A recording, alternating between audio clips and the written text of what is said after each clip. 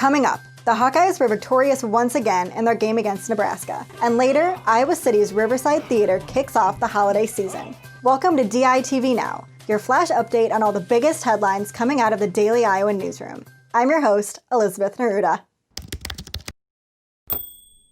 As people travel for the holidays, COVID-19 may start rising again.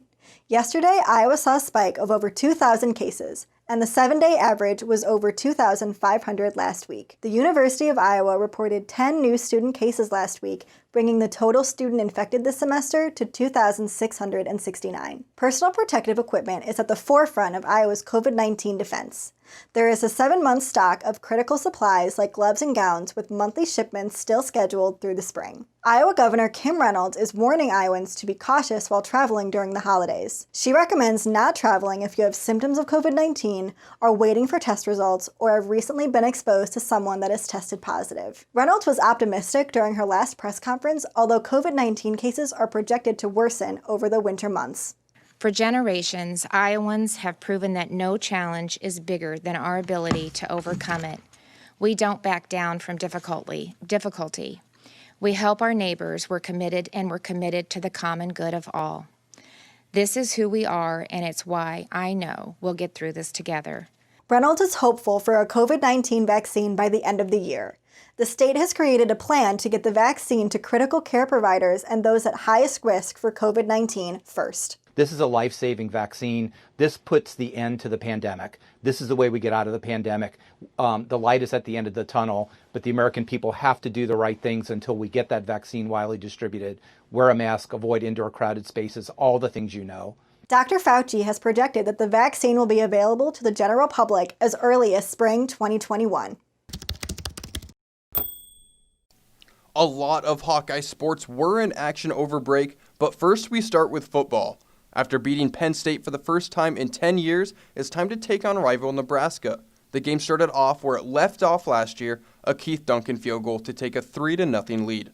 The offense struggled at times, but Spencer Petras was still able to find Tyrone Tracy for a touchdown early in the game. And later, Mekhi Sargent would run it in for a score. The defense was clicking all game and was able to save the day with this forced fumble and recovery. The Hawkeyes win 26-20. They like talking a little bit. I think they're too worried about growing their mustaches and playing football, but that's the difference between Iowa and Nebraska. The 5th-ranked Iowa men's basketball team kicked off their season last week. They dominated in their first 2 games of the season, outscoring their opponents 200-118. They were led by Luka Garza, who nearly averaged 35 points. And on the women's side, it was the freshman Caitlin Clark, who had 27 points in her first game as a Hawkeye.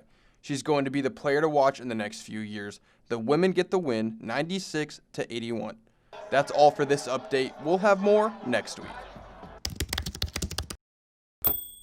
Riverside Theater in Iowa City is showing A Christmas Carol to start off the holiday season. DITV reporter Ashley Wheel has more on what to expect from the show. The Christmas Carol, put on by Riverside Theater, features a single actor and a musician. The actor takes on the role as the narrator, but also all the characters, while the musician accompanies on the fiddle. And so we're relying on the language to really tell the story and the music to enhance that story. The actor John Watkins uses different verbal and nonverbal ways to portray each character and work to find the best way to represent each character and tell the whole story. Tara McGovern plays original music along with some Christmas tunes to add to the story through music. They then rehearsed together in the director's home, social distanced each in a corner of the space as they collaborated together. They then recorded the show and took the opportunity to get multiple camera angles and add a more visual impact. He's really able to make this very intimate production, even though John and I are pretty far apart from each other most of the time. The arts and all performances have been so important during these hard times, and everyone contributing to the show is excited for people of all ages and people all around the world to be able to see this show. Because the story is really a uniting story. Anyone can go to Riverside Theater's website to purchase a ticket to stream the show now through December 13th to watch a different and exciting take on a holiday classic. From the University of Iowa, Ashley Wheel, DITV. On Friday, Iran's top nuclear scientist was killed. Mohsen Fakhrizadeh was a leading figure on Iran's nuclear program. He was ambushed in his car where he was shot. Iran called it an assassination.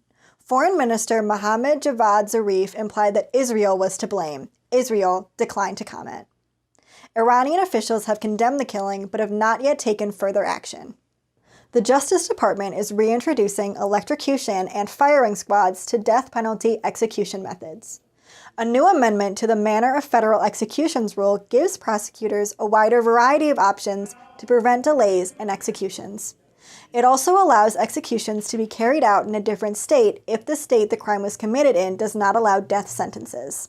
The Justice Department has not said why they decided to make this change.